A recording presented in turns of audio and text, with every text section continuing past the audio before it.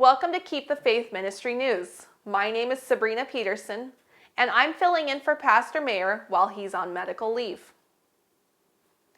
If you haven't heard of the Enneagram yet, it won't be long before you do.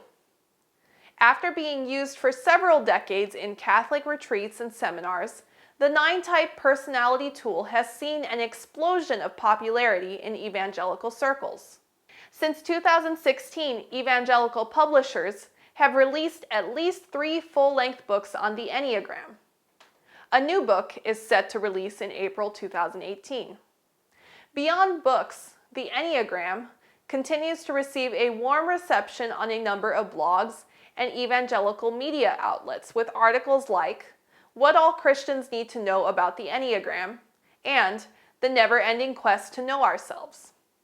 In particular, Christianity Today has been a frequent advocate of the Enneagram, touting what the Enneagram has to offer Christians, how evangelicals can use it, and just recently, how it can be a tool for pastors.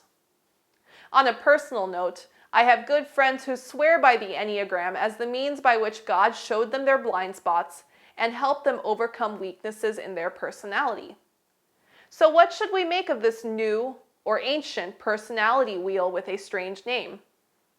I want to get at the question in a simple, straightforward, and admittedly limited way.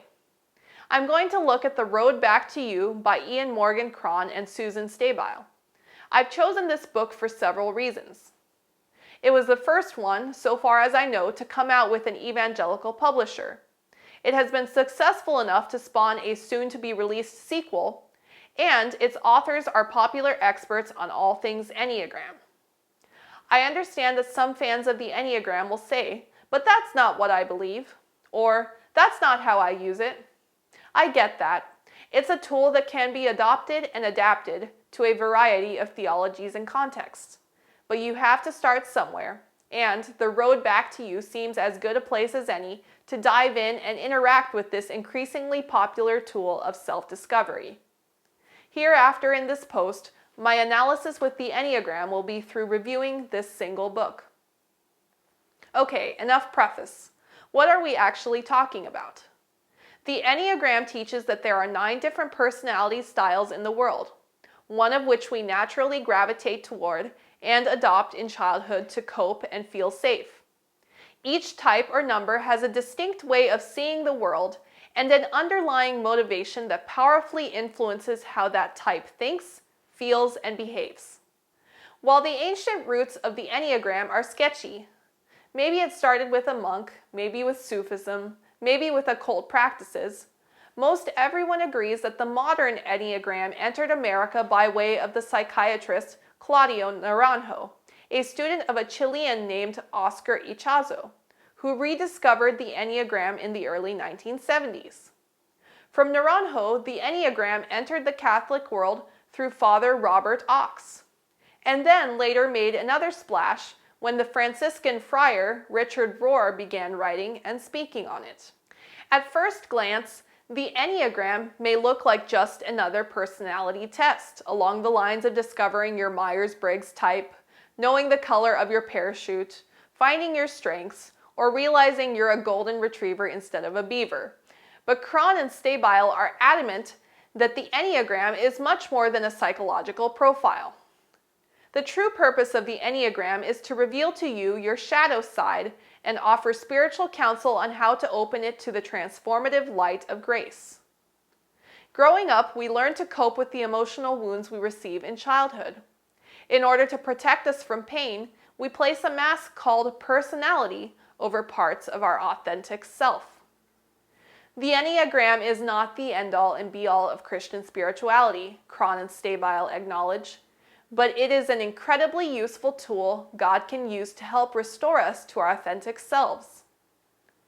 Buried in the deepest precincts of being, Cron writes, I sense there's a truer, more luminous expression of myself, and that as long as I remain estranged from it, I will never feel fully alive or whole.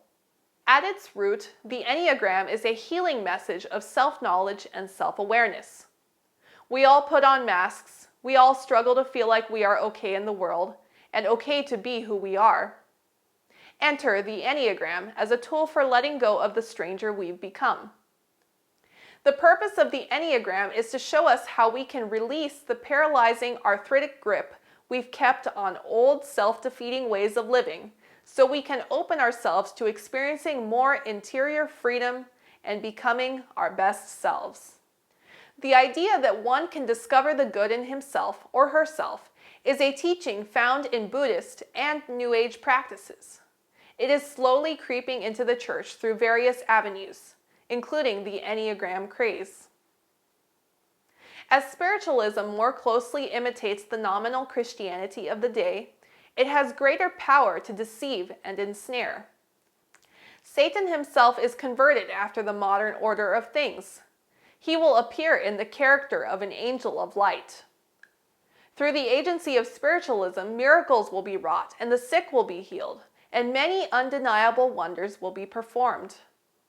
And as the spirits will profess faith in the Bible and manifest respect for the institutions of the church, their work will be accepted as a manifestation of divine power.